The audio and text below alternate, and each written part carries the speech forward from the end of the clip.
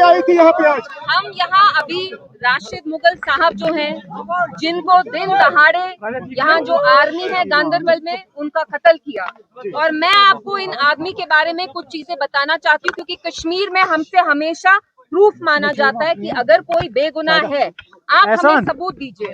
सबसे पहले ये एक ऑर्फन थे, यतीम थे, और आप देखिए यहाँ के डोमिसाइल सर्टिफिकेट जो हैं, सोशल वेलफेयर का एक काम करते थे। डोमिसाइल सर्टिफिकेट हो या ये स्पेशल हेल्थ के डिसेबिलिटी सर्टिफिकेट हो, राशिद मुगल साहब जो नेक इंसान थे, इनफैक्ट वो पॉलिटिकल भी थे, पीडीपी जो हमारी जमात है उनके वो वर्कर भी थे। 30 साल की इनकी अभी उम्र भी नहीं हुई थी। सुबह वो यहाँ निकले, खान ड्रेस में निकले, कमीज सलवार पहन के निकले, और जब उनकी बॉडी मिली तो उनपे हथियार प्लांट किए गए।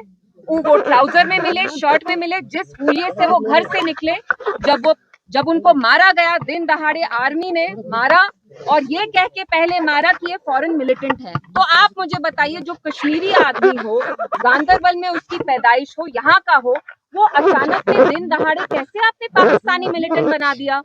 मैं यहाँ पुलिस के खिलाफ बात करने नहीं आई हूँ, मेरी यहाँ फैमिली से बात हुई। वो कह रहे हैं कि जम्मू कश्मीर जो पुलिस है उनका वो शुक्रिया अदा कर रहे हैं, लेकिन यहाँ जो आर्मी है गांदरबल में, they have played a dirty role.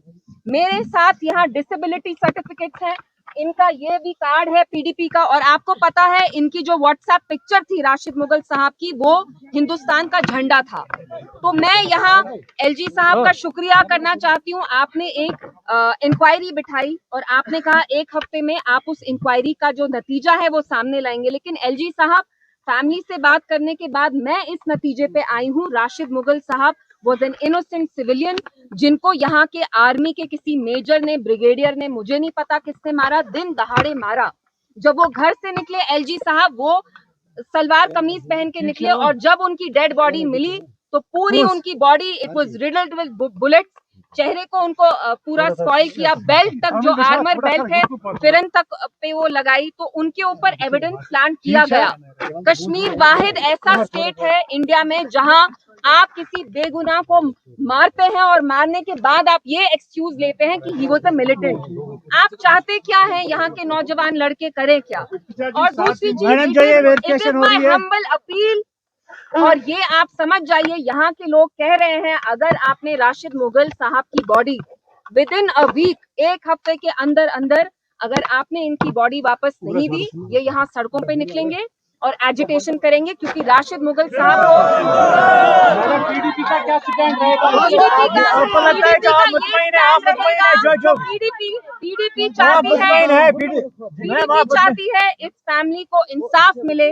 जो दिन दहाड़े इनका आपने कत्ल किया, हम चाहते हैं ये जुल्म ना हो और आप इनको इंसाफ दें।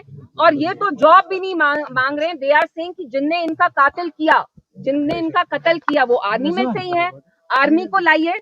देखिए, जो कानून होता है वो हर एक बंदे पे लागू होता है, वो मैं हूँ, वो एक सिविलियन हो या वो आर्मी वाला हो, आर्मी वाले पे भी कानून लागू होता है। आप एक्सप्लॉइट नहीं कर सकते। जिस आर्मी वाले ने राशिद मुगल साहब को मारा, प्राइज मनी के लिए मारा, पैसे के लिए मारा, उनको हमारे सामने लाइए, take him to the court and we want justice. जो इंक्वायरी दिखाई गई, आप मुतमईन है? हम एलजी मैडम, अभी मजिस्ट्रेट इंक्वायरी चल रही है, मांगा गया है। हम एलजी साहब का फिर से मैं शुक्रिया अदा करती हूँ। एलजी साहब ने इमीडिएटली महबूबा जी ही वाहिद वो सियासतदान है यहाँ जिनने इस पे बात की। जो चीफ मिनिस्टर साहब है उमर अब्दुल्ला साहब, वो यहाँ के एमएलए है, फिर भी उनने तकल्लुफ, कंगन के हैं, पास में ही है इलाका, गांदरबल के पास ही है, लेकिन एनसी से गांदरबल का हमेशा एमएलए आया है कि नहीं? तो मैं उनसे पूछना चाहती हूँ, चीफ मिनिस्टर साहब यहाँ नहीं आ सकते थे? एमएलए को यहाँ नहीं भेज सकते थे कि फैमिली से मिले? दूसरी चीज, अगेन आई रिपीट, हम शुक्रिया अदा करते हैं एलजी साहब का, लेकिन एलजी साहब फैमिली बॉडी मांग रही है। और यहाँ के लोगों को मैं आश्वासन दिलाना चाहती हूँ, यकीन दिलाना चाहती हूँ, अगर आप लोग सड़क पे निकले राशिद मुगल साहब की बॉडी के लिए, हम आपके साथ शाना बशान खड़े रहेंगे एंड हमारी यही thank you ma'am, thank you चल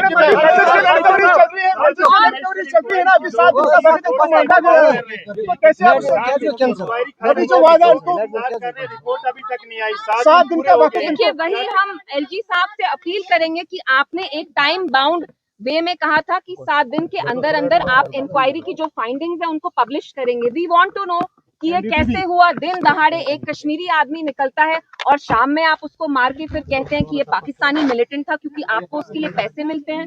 आर्मी के लिए शर्म की बात है अगर उनके कुछ ऑफिसर्स पैसे के लिए एक इनोसेंट आदमी को मारते हैं। और आप इनकी फैमिली की ट्रेजेडी देखिए, जो मुगल साहब थे, राशिद मुगल साहब, उनके जो बड़े भाई थे, 2000 में वो मिलिटेंट की गोली से मरे और तब भी उनको मिलिटेंट ने डेड बॉडी फैमिली को वापस नहीं दी। Thank you ma'am, thank you.